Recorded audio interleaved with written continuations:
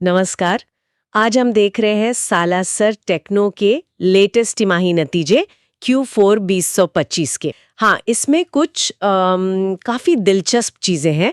मतलब ऊपर ऊपर से देखो तो लगता है सब बढ़िया है, नंबर अच्छे दिखते हैं, पर क्या वाकई कहानी उतनी अच्छी है? तो आज का मकसद यही है समझना कि क्या हुआ, क्या अच्छा था, कहाँ गड़बड़ हुई और आगे क्या। चलिए शुरू करते हैं। सबसे पहले रेवेन्यू मतलब कंपनी की कमाई। इस तिमाही में आंकड़ा है 483 करोड़ रुपए। हाँ, 483 करोड़। ये पिछली तिमाही में 375 करोड़ था और पिछले साल इसी टाइम पर 367 करोड़। बिल्कुल। तो मतलब साल दर साल देखें तो करीब 32% की बढ़ोतरी। हाँ, और तिमाही दर तिमाही भी लगभग 30%। शानदार ग्रोथ है। कमाई के हिसाब से तो मतलब बहुत ही अच्छा लग रहा है। हाँ, रेवेन्यू का नंबर तो देखिए वाकई इंप्रेसिव है, इसमें कोई शक नहीं।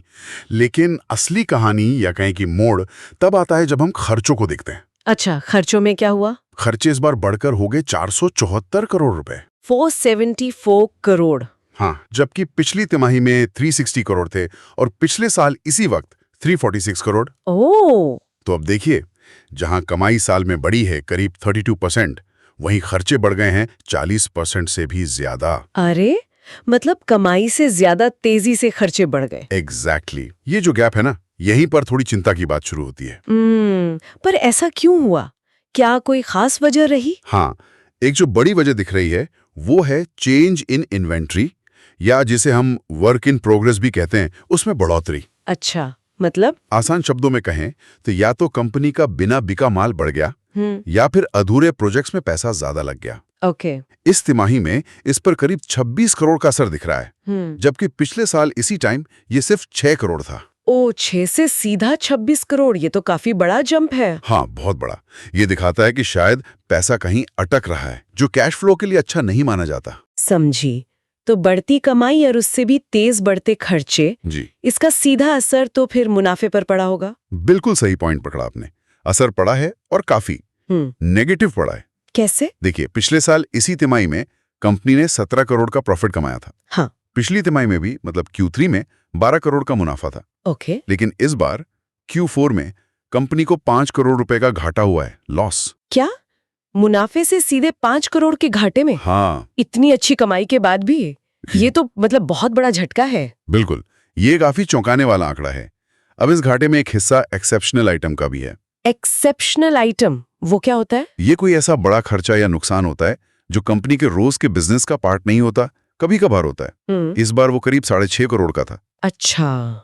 लेकिन अगर हम इसे हटा भी दें और सिर्फ कंपनी के मेन बिजनेस से होने वाले मुनाफे को देखें, यानी ऑपरेटिंग प्रॉफिट को, तो वो भी पिछले साल के 23 करोड़ से घटकर इस तिमाही सिर्फ 11 करोड़ रह गया। ओ, मतलब करीब करीब आधा, 50% की गिरावट। हाँ, लगभग 50%।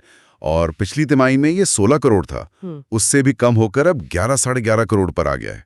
बाप रे। और ईपीएस मतलब हर शेयर पर कमाई, उसका क्या हाल है? जाहिर है वो भी गिरा है। पिछले साल 11 पैसे था, पिछली तिमाही 7 पैसे था, और इस तिमाही में ये -3 पैसे हो गया है। -3 पैसे, मतलब हर शेयर पर नुकसान। बिल्कुल। तो अगर हम पूरी पिक्चर देखें, बिक्री तो खूब बढ़ी, लेकिन खर्चे उससे भी ज्यादा बढ़ गए और नतीजा ये कि कंपनी मुनाफे से घाटे में चली गई। तो क्या हम कह सकते हैं कि नतीजे असल में कमजोर हैं? हाँ, कहा जा सकता है। देखिए, रेवेन्यू ग्रोथ अच्छी चीज है, लेकिन अगर वो प्रॉफिट में नहीं बदल रही बल्कि घाटे में ले जा रही है, तो ये साफ दिखाता है कि सिर्फ टॉप लाइन बढ़ाना काफी नहीं होता। कॉस्ट कंट्रोल, ऑपरेशनल एफिशिएंसी, मतलब खर्चों पर लगाम रखना और काम को सही तरीके से करना, ये बहुत जरूरी है, खासकर तब जब कंपनी तेजी से बढ़ रही हो। सही बात है। तो अब आगे क्या? मतलब बाजार इसको कैसे लेगा? इतनी अच्छी कमाई के साथ घाटा, ये तो थोड़ा चौंकाएगा मार्केट को। हाँ, बिल्कुल। बाजार अक्सर टॉप लाइन के साथ साथ बॉटम लाइन यानी मुनाफे पर बहुत ध्यान देता है।